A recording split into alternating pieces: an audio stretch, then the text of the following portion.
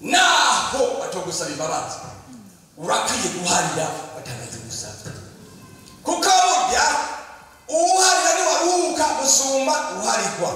Imana n'umubyeyi ntavuga bitanye bizi ibyo by'ubuhutu by'ubututsi by'ubutwa ibyo ntuyibatse emwe nta ntiri muri byo.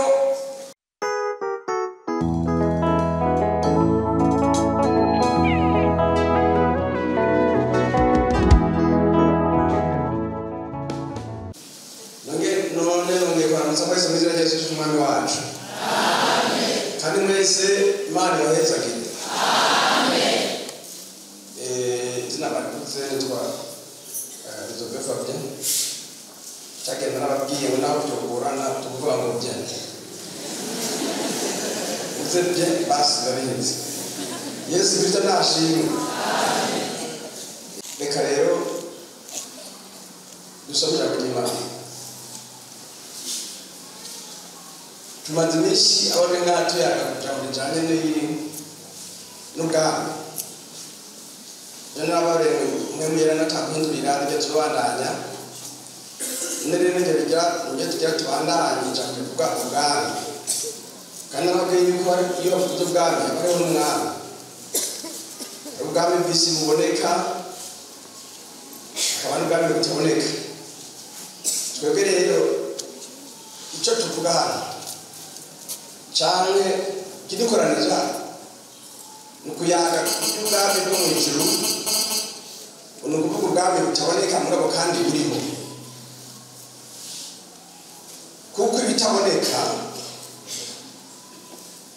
bifise igihe cyose ariko ibiboneka bifise igihe gitoya. Yesu Kristo nashimwe. Twavuganye ejo twarabonye ko ubwami bwose buboneka igihe Yesu azozira bizova bwose ata igihugu na kimwe kigusigaranye bwose azobubaka n'ububasha bugize ibihugu aribyo bigwanisha byo twarabivuze byose azobibaka umunsi azozira amanutse kugaragaza ngaha ku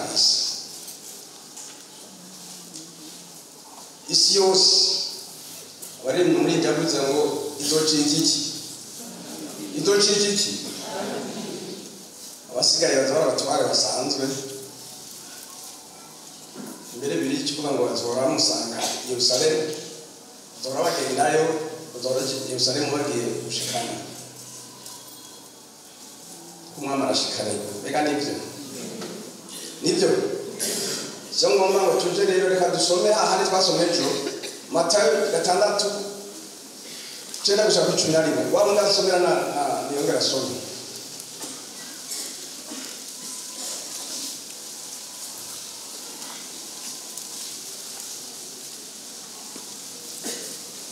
nuko musenge mutya muti data wa twese wo mu ijuru izina ryawe niryubahwe ubwami bwawe nibuze ibyo ugomba nibibe mu isi nk'uko biba mu ijuru uduhe ibyo kurya dukwiranye uyu munsi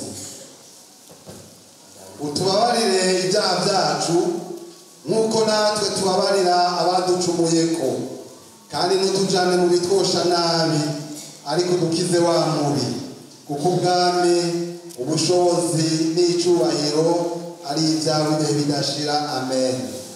Kuko nimwaharira abantu ibyaha byabo na so mu ijuru azobaharira namwe ariko nimutaharira abantu ibyaha byabo na so nawe ntazobaharira ibyaha byanyu.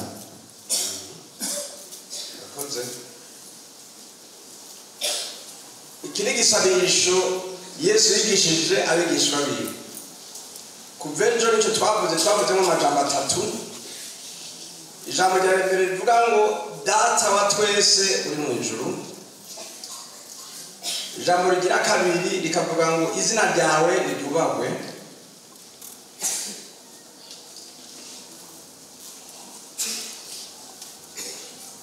Kamanza suri nyuma video rivuga data wa twese gusa. Nararibuze ko ejo nongera resume gatoya.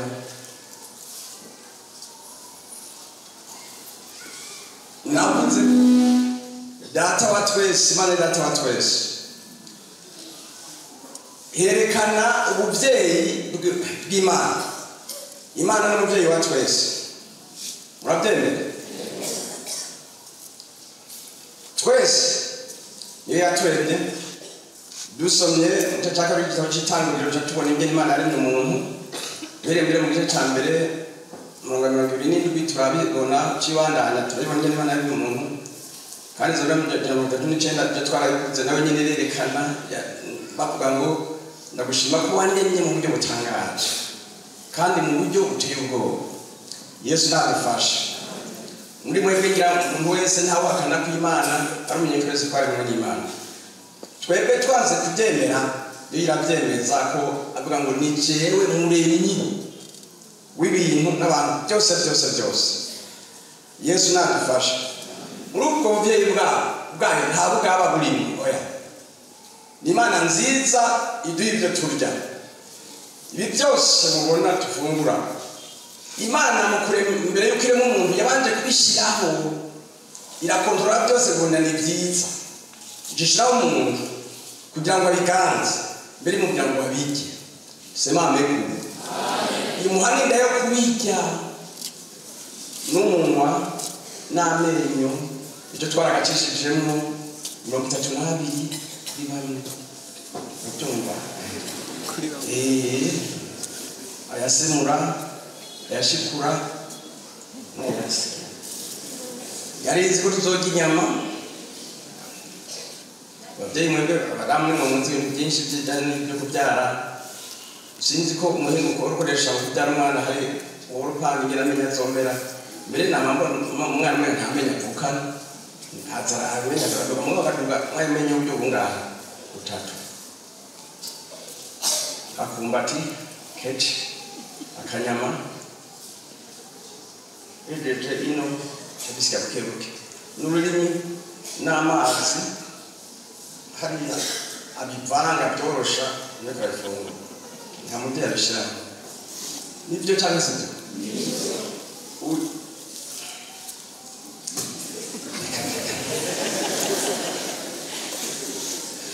Ucumbise ibyo kujya gusa bimose ubyegeruko utangura kumva amata yagize ni wewe yategeka. Nukuvuga ngo uca kubwira turiya dusa tubikama amate inati tegura amate menshi ibigi biryoshe.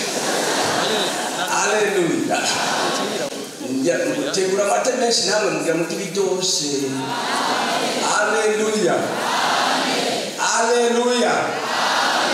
Ibyo Imana n'umubyeyi ntavuga bitanye bisi ibyo by'ubututsi by'ubutwa ibyo ntuyibatse nta ntiri muri byo ibyo by'uburebure ubugufi iby'amazuru reka iby'inzobe byo kwiga no kutiga by'abirabura n'abazungu ibyo ubugobe gito ntabwo bivise n'umubyeyi gusa semame kubwa. Haleluya. Tatubona twarabonye izina ryawe ryubahwe nijoro ko abantu bose bategerezwa kuyubaha. Twarabonye umunsi kuri 5:9 ngene avuga ngo ikigirira kimanzi igihugu nuko tugirana abantu bagirana umwami yubahwa mu gihugu.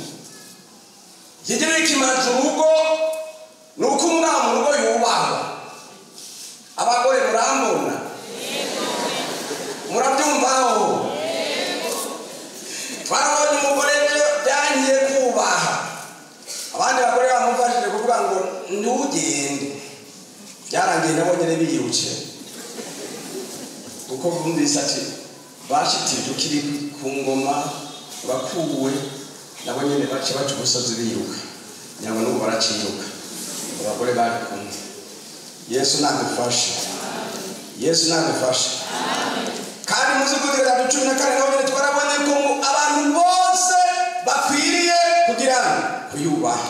mu ijuru ho bacavuga muri Yesaya 6:2 avuga ngo bacavuga ngo wera wera wera niwe mwami yenenga Daniel nawe agaca bikomeza avuga ngo no mwami avuga ngo Imana ya Daniel niba niyo Mana yonyene izosenga ikwiye kuba kuko niyo ikwiye kuronka icubahiro kuko niyo Mana izohoraho ibihe bidashira. Yesu nashimwe. Aha twarengana reki mu kirengana uyu munsi tugenda hano ubwami bwa rubuto twarabibuze sindagusubiramo ko twaca duteba ngiye kuvuga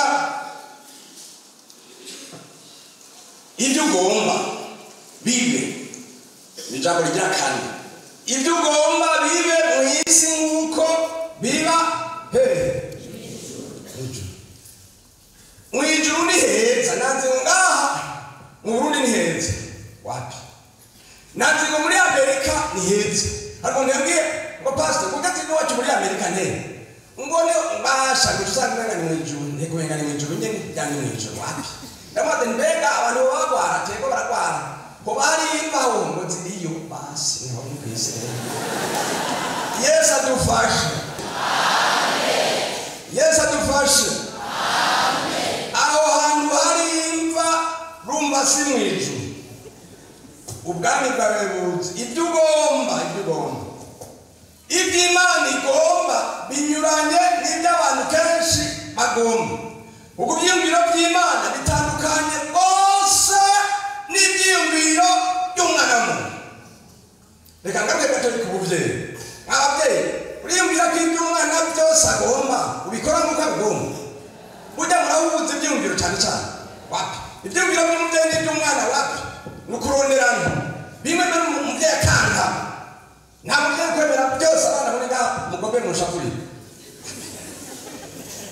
kuko umubyeyi ni umurezi umwana ntiyirera nk'uko atiyibyara no kwirera ntiyirera ingo nyinshi abantu baranse kuregwa canke baranse kurera Imana rero umubyeyi agirana aturera Yesu nadufashe nico gituma ibyo tugomba rimwe rimwe haraho tutabibona ugasanga bihuye n'ugomba kwimana Yesu nawe acavuga ngo ibyo ugomba musanye ngo ibyo ugomba mana ibyo ugomba bibe mu isi nk'uko biba mu ijuru.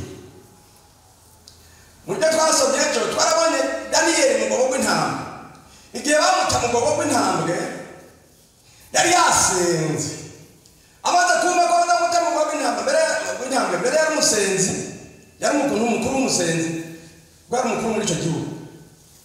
Bibiliya iratwereka ko nawe umusenzi nibyo ribeza by'umusenzi Imana niba ni mu cyo cy'intambwe Imana ntiyemeye ko batamutaye baramutaye kugira ngo ibyo Imana igomba bishike azopfe zitanguriye n'umwami atangare igihugu gitangare n'abarundi batangare n'abadodo batangare semame kugwa kugira ngo byandikwe ko ari Imana ikura umuntu mu menyo y'intama ikimukiza iyo asenga bigaca bitungana.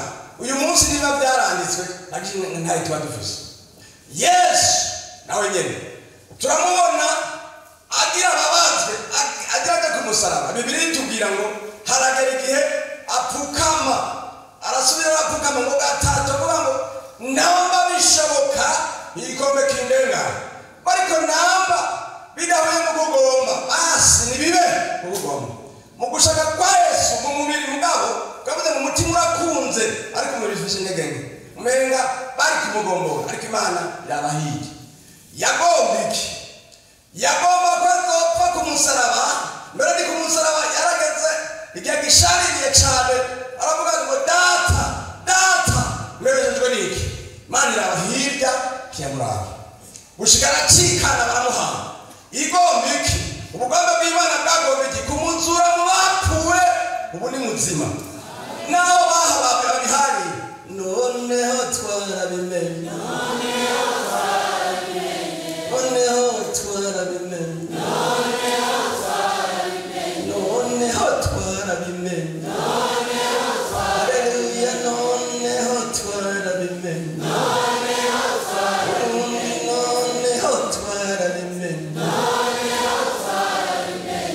Hallelujah. reka twarabimenye yarazutse ubu ni muzima uriya ya Yesu yari kwigisha gusa ntapfe hama ngo azuke kuko inginzi yacu ni mu gupfa no kuzuka kwe mbere niyaherayo basi ntacyo byari kutumarira uyu munsi ni umwami wacu kuko yarazutse ubu ni muzima. Haleluya, haleluya.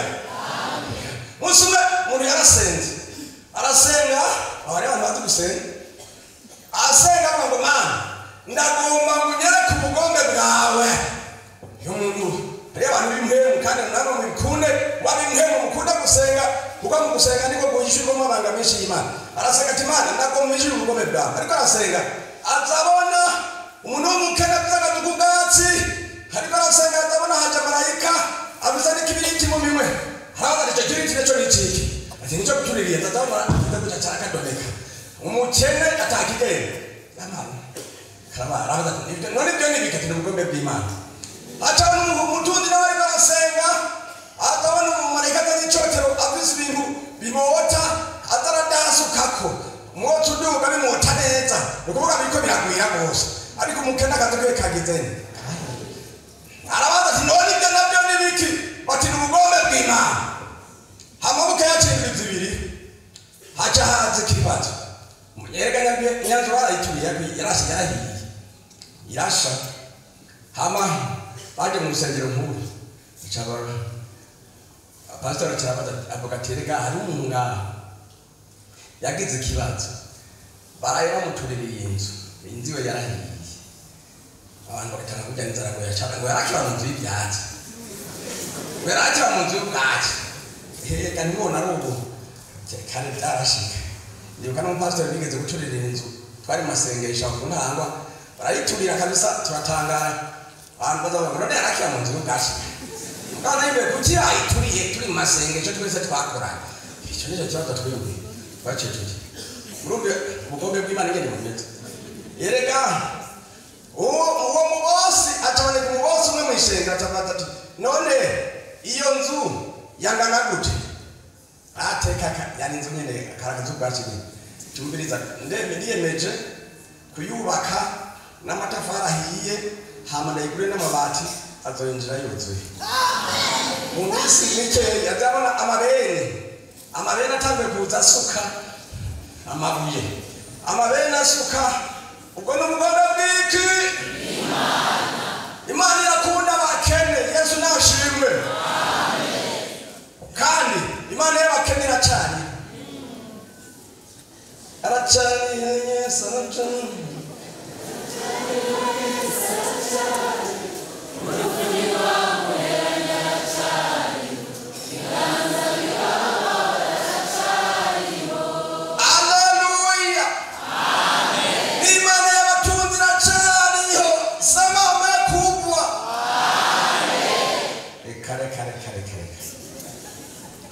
tuandanye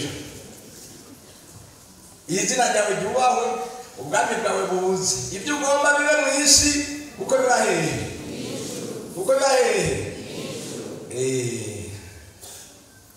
uduhe ibyo kurya hasi natangiye ari njya guteba gatoyi ariho nza kurangiriza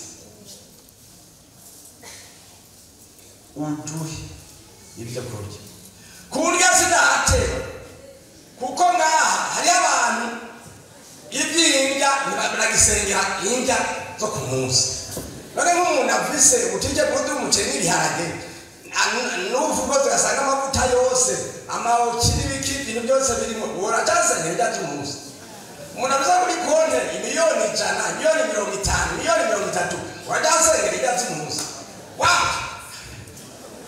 ariko hanyine aha ndazi ko hariho muwaburayi mugabe Imana ishimwe imbere nziza baricanye. Haleluya, haleluya, haleluya. Uduhe ibyo kurya bidukwiriye uyu munsi cyangwa uduhe ibintu bidukwiriye. Hari ibintu bikwiriye abakene ibyo mubimenye, hariho n'ibikwiriye abatunzi ariko iyo Imana yacu igenda byose irabiringaniza. Nararabye nsanga mu buryo bw'imibereho umutunzi atabonye impunzi nzimbye ntiyambara mugabo umukene Imana yaramuteguye impundu zizimbutse mbere zazaguye ku mubiri w'abandi bantu akayambara urugo rw'umukene na cagaya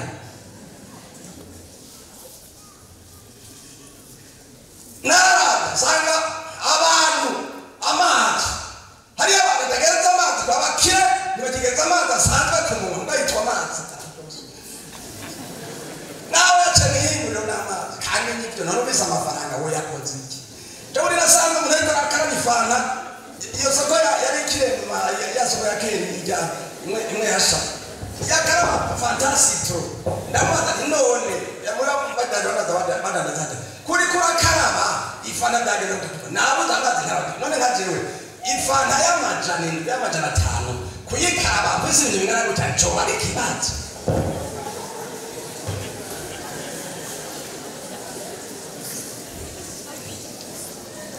Yes adufashe Yes adufashe icyo nshimiye Imana umutunzanye wa kinshi unabagacamo kizira amazi asanzwe bose n'abantu gusa kandi habari cyane mbere rimwe na rimwe umutunzanye yasanzwe aca kwaha ariko umukene ntuvuge agenda kwaha wapi turi mu shuri ya Bibiliya abazungu barigeze no batwigisha barigeze kuza umuzungu yaravuye hanze yaramaze igihe kigufi yavuye hanze atatwikundirisha twebere twaje ubugari gabundi girabura bamenga nisima twacunze wogeze ngo nisima twacunze kandi hari mukera k'ibigori umuzungu yarasanzwe ntiyemera kuza gusangira na twebwe uno nawe gatanga gusangira na twebwe hewe mu minsi nk'ine cyangwa 3 yarakabonye asangira ariko twebwe nta kibazo twari dufise Yesu adufashe Yesu adufashe umukene iyo yivuje yagwara paracetamol yonyene cyane generique yonyene sedesi yonyene sedesi nyakira umutunzi amenetse umutwe yumvise umutwe gusa anada muri speciality kwa specialist hano yatoye yuri indege yake mukabona none kari afise yo yakoze iki Yesu adufashe Yesu adufashe umukene kiriya hanyene kubera iyo mana umutunzi nawe kirari hanyene kubera iki kubera iyo mana Yesu nadufashe iyo mana ni rabo bijya bikizi byambara zose n'abashaka n'umugire bajya n'ubwoba kandi n'ubwoba kumuratere byajya ariko hano ndarusiga ngo nanje ndarufise ngaho ujya n'ubwoba kuko umukene Imana yamuhaye gutimba nta kibazo afise n'amaguru yasohora hanze mw'ijoro ntawe yakorera ariko usanga umutunzi n'imodoka abakigira muri izo modoka zitagira pine ubwoba ntiburagwira kuko avuga ati mashaha bambona kandi nigwiwe akayinjira amaso ari 8 mugabo umukene nabo yayitega ntimugonga kuko Imana y'abakene iriho n'Imana y'abatunzire uduha ibyo kurya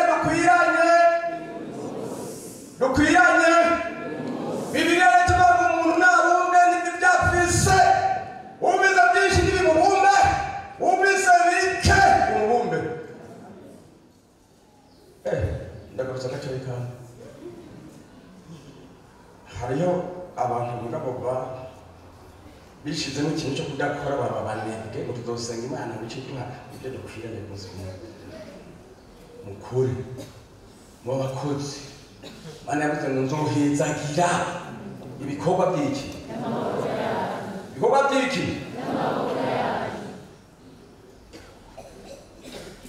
uduharire ibyaha byacu ndahejeje warikwa yewe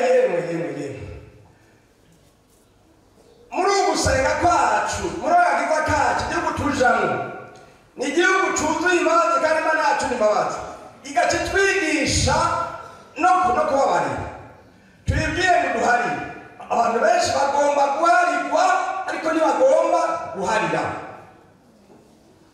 Murabyumva? Abagabo benshi ntibagomba guharira abagore babo, n'abagore benshi ntibagomba guharira abagabo babo, n'abakozi b'Imana hari abakozi b'Imana badaharira, usanga bari mu buzima bwo kudaharira.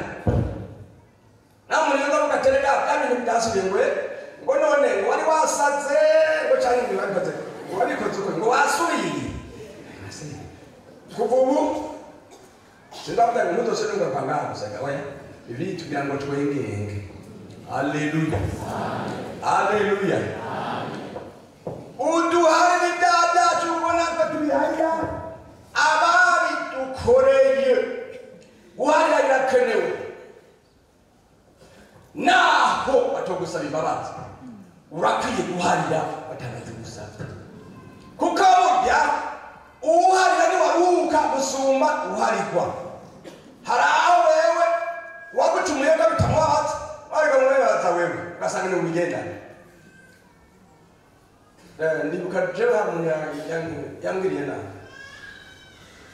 agomba kunyica kandi nari nagizuba atakunyica neza byamvure atari bya bintu byo ngo kugera sine namubonye umuntu aza kundi aca sinzi ukuntu nomye gato yakinga aza kwitanga cyamusha sinapfa Imana kiratabara.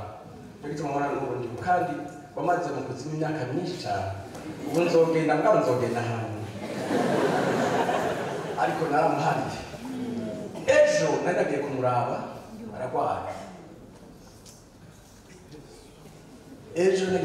aragwaye. Kandi namubwiye nimbo kumeza uku nzogaruka nganje kujanije kwa muganga. Umbarigire neza, yarangire neza. Sa nije mu njuti afise gusumba abandi bose bavukana. Nije njuti afise. Ate namwe ngiye kuraba sinabivugira ngaha, sinamuvugira no ngaha. Ndafise inkoko ngaha. Aha. Iyo nimosheje mushatsi wose bari kwibona ngaha. Buryo umuntu akuje nyaha, arikibagisika. Tuvugana kuri. Basi. Arikibagisika.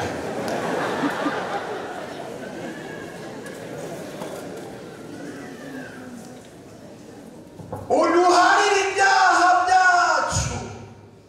Arawe ngoya murano mabara bavuga isi ubwami bw'isi buvuga ngo hariho n'ibyaha bidaharirwa mwishengero n'ubwami bwa Kristo nta cyaha na kimwe kidaharirwa bavuga naho ibyaha byoba byaratukuye tukutuku. Haleluya, haleluya. Bizokwetwa byere nka shereka.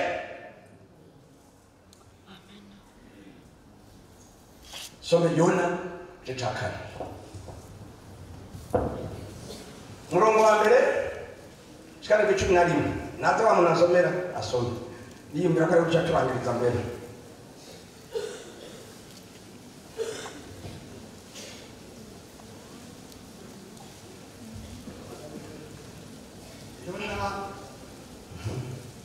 Kane umurongo wa mbere kugeza ku murongo wa 11. Yona ashavuzwa nuko Imana ihari ya Ninewe, ariko ibyo bishavuza Yona cyane arababara. Asenga Uhoraho ati, mbega Uhoraho sico navuze nkiri mu gihugu cyacu, cyo cyatuma nihuta guhungira i Tarushishi, kuko namenye ko uri Imana y'inyamuntu yuzuye imbabazi, itera gushavura, igira ikigongwe cyinshi, kandi yigarura ngo ntizane ikibi. None rero Uhoraho ndakwinginze ntumunyica, kuko gupfa kundutiye kubaho. Uhoraho aramubaza ati, mbega kushavuye gutyo ugize neza? Nuko Yona ava muri icyo gisagara yicara ku ruhande rwacu mu buseruko, aba ariho aca agasago, yicara muri ko mu gatutu yiteze kuraba amaherezo yacu. maze uhoraho Imana ameza ikibonobono gisagarara hejuru yaho Yonari kugira ngo kimubere igitutu ku mutwe kimworohereze amagorwa yarimo, maze Yona agira umunezero mwinshi ku bw'icyo kinobonobo. Ariko Imana itegeka ikigogoshi ngo ico kibonobono buca cakabiranye, maze izuba rirashe Imana itegeka umuyaga w'indugumba ngo uve mu buseruko, izuba ryica Yona mu mutwe bituma ahinduka goyigoyi, yisabira gupfa ati gupfa vyondutira kubaho.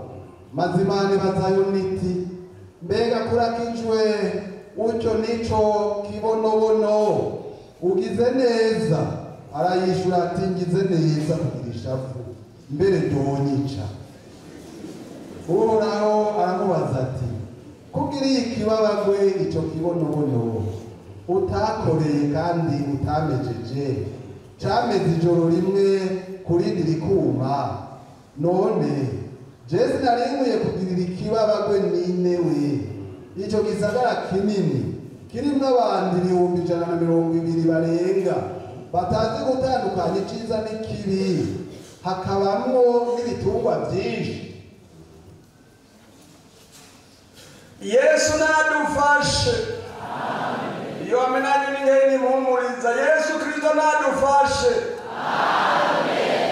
Uduharire ibyaha byacu uko natwe duharira abagizene. Hacana karangura kavuga ngo nimutahari ibyaha abandi babakoreye namwe ibyanyu nimuzopigera mubiharirwa. Yesu nadufashe. Bisigura ngo nawe kwihana utari nawe ntuharirwa, nawe ukanatundura wapi. Yona rero mwenda mitari uyu tumubona ari umuntu akiri muto, Imana iramugendera. Nanezerewe ishengero ryo ngaha ririmo abantu bakiri bato, kandi nanjye Imana ishimwe nimubone imyaka igeze nakijijwe nkiri muto. Ndagomba mwabana mukiri bato iri jambo canke ikintu mwakiriye mukigumye muri byanda sane avuga ngo hotels shiketia ugumye icyo wakiriye mukigumye. Ikintu cyakiri ukiri muto urumva uragumya ngene munange murabibona kuko nari cyakiye nkiri muto, murabona n'uko byuzuye. Haleluya, ale none mwe mubibona se akabakunze ese karamurika reka yarakiri muto rero mugabo umuntu w'umutima mubi. Mbere baravuga yuko yoba yarigisha n'ishuri rijanye n'iby'Imana, niko bavuga muri Bibiliya ntabwo yanditse cyangwa birondera yango yakora kwitora. Mugabo umutima umeze gute? Ndabifuriza amahesa kuri mutima mwiza mu izina rya Yesu. Amen. Abako tumimana wewe murabusanga ngo ndabifuriza gushisha kuri mutima mwiza mu izina rya Yesu. Akazika au kibandania ndabifuriza kuri mutima mwiza mu izina rya Yesu. Amen. Haleluya. Haleluya. Umiriza uyu muhungu rero Imana iramugendera. Genda utakuburira abantu b'Ininewe. Murazi ko Abisirayeli bari baranyazwe banyagwa n'aba bantu barabanyaga, bamarana igihe kirekire imyaka myinshi. Abayuda bari banyagiwe i Babuloni, aba nabo bari banyazwe n'aba bantu bitwa Abanyaninewe, nibo bari barabacana, nibo bari barabanyaze. Hanyuma yumvise ako kantu Imana ivuze ngo ngende babone kuko yagiri batikiza ko yavuze Imana ngo mu minsi 40 nzobatikiza kujya bose kuko bakarishije abantu. Imana ibayisenge bazopfa bose ngiri mukwe cyane y'amarugoru kuno utagira gero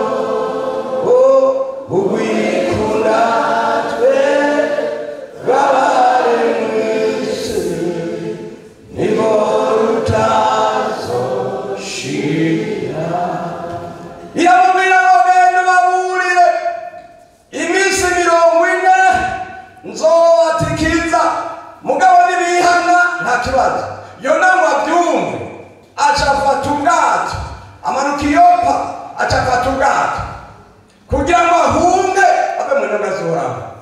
Bageze hagati mu bwato, hagati mu kiyaga, biranga bwato biranga ko bubandana.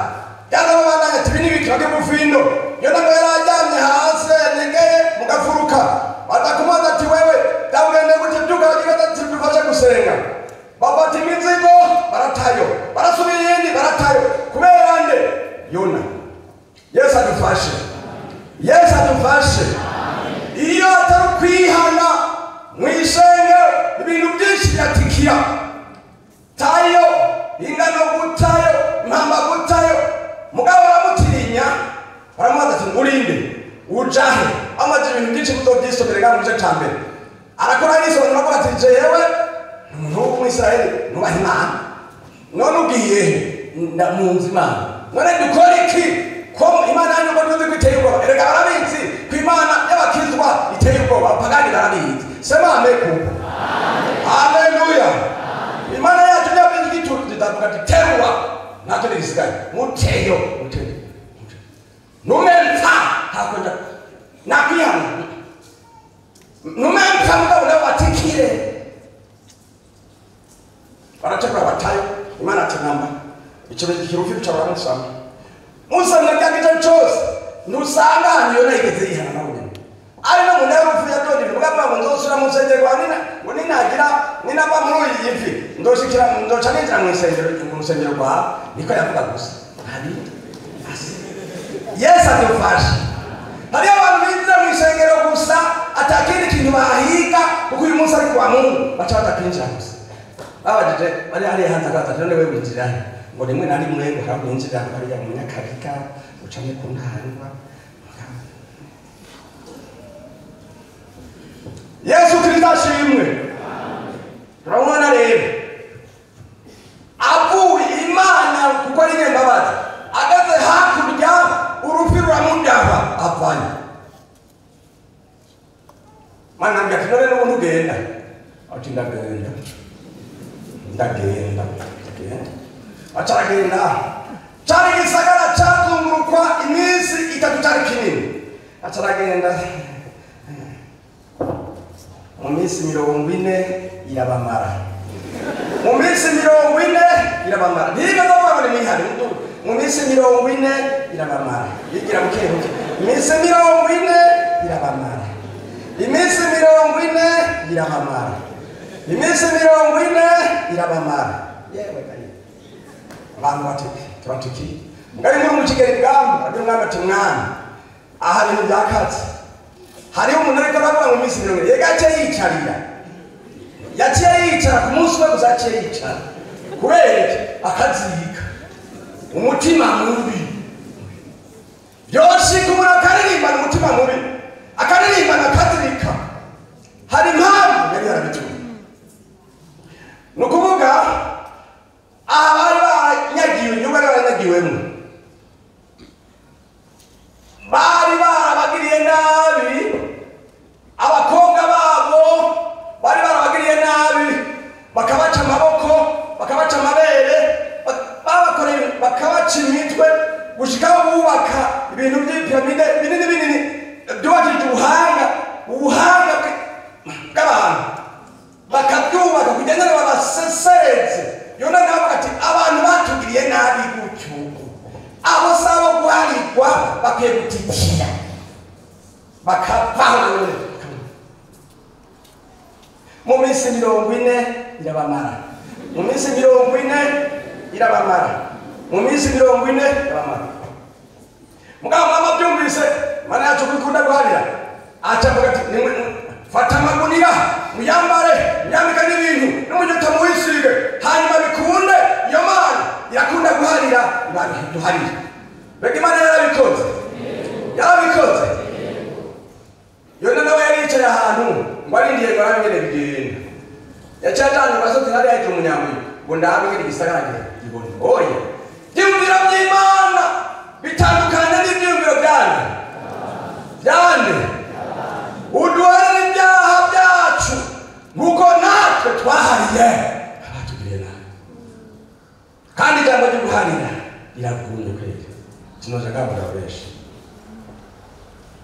yicaye aho azari bari kugira ngo bana bahariye tumunyica ugacenda tumunyica je nari nakuze kuri Imana igira imbabazi none tumunyica birengeze Imana irihore gucimeze kimonomono achaja munsi ya kimonomono hari tuwajeshe n'ibintu hatanze yuko cyicagira kijya ku munsi umwe cyakirumu atangara naho kwidoga nyari icyo gikogoshi cononye ibintu kimononeye kimwici ibintu Mwana none gayone kuba baka nijo gikogoshi kiriye gitimonomono cawe jewe nizana ni kubura kubabazwa n'aba bantu barenga 120 batazi bijya n'ibumoso yona rero acara ahubwo kubaho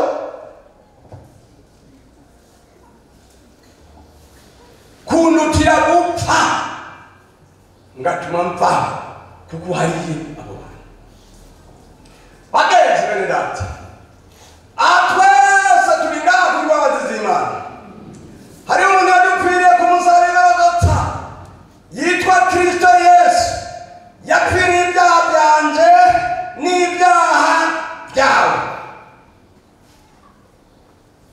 kubw'uyo icyo gihugu ubwo bwami niko ndavuga bwo mu ijuru tuzobwinjiramo duciye muri izo mbabazi zonyene sema amekubwa sema amekubwa sema amekubwa uduharire ibyaha byacu nkuko natwe twahariye abatubwira ngomba murabana hindukira urabona cyane urabona ntaje muvuye hamwe murabona umuntu wese n'abamugeze bari kumwe murabe gusa urabe kurabarira ntabura umuntu dusanga yicaranye n'umuntu atahariye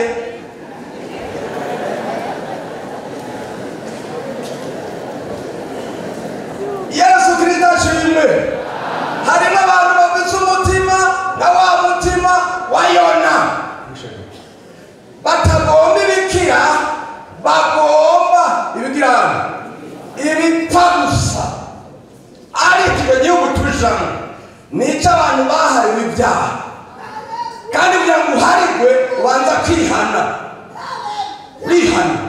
umaze kwihana Imana iraguharira imaze kuguharira igaca kwita umwana w'Imana igavuta byose ibyo wakoze nawe byaba byarabaye tukutuku ndarangije umvise abantu Imana baheze abantu bazitiye imbabazi mu bintu bizabuza abantu kuja mu ijuru ni ukuzitira imbabazi sino guharira ariko udahariye ntuzoharirwa abantu rero bagomba imbabazi bazi hama mugabo hari icyo ngenda gutuma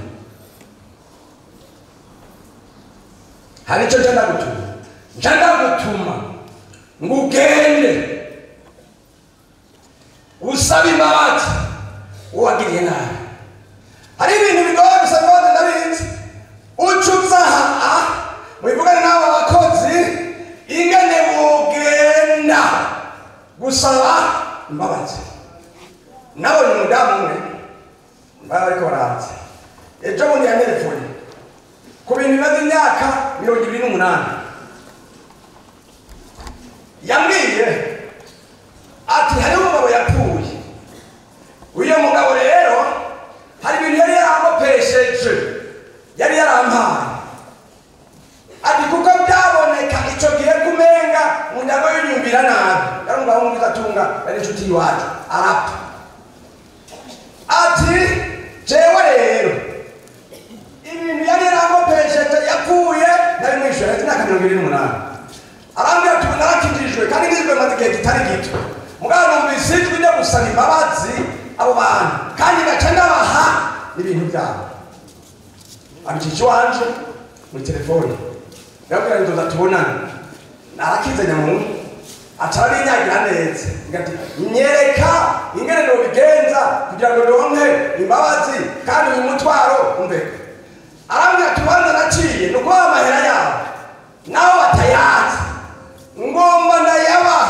mugabo nacije kuri wewe mugabo kandi wewe wasabiye imbabazi kandi ntuzomvuge ariko uzobaye amahera ubabwire gituma uyabahaye ariko ntuzovuge jewe ndavuga nti mwene aba bantu mu gihugu baboneka bake no mu ishengero baboneka bake kandi byarangiye amafaranga ayampaye yose kandi ari menshi kandi yabaye ayicugiye yari yamuherekeje ibidandazwa yambwiye ngo harura nibaharure genda babwire baharure ayo bigezeko murabene abantu baciye imyaka 28 uno munsi twageze ku mwaka mwumve iyo myaka yaciye ingana ni nengere ibintu byagiye biraduka baharure kandi yawe ibyo nyene yose cyararugika cyaraba baca bamubwira ngo uramubwira natwe tutamenya ati baraguhariye kandi Imana iguhezagire ntibari bazi ko abantu mwene nabo bakibaho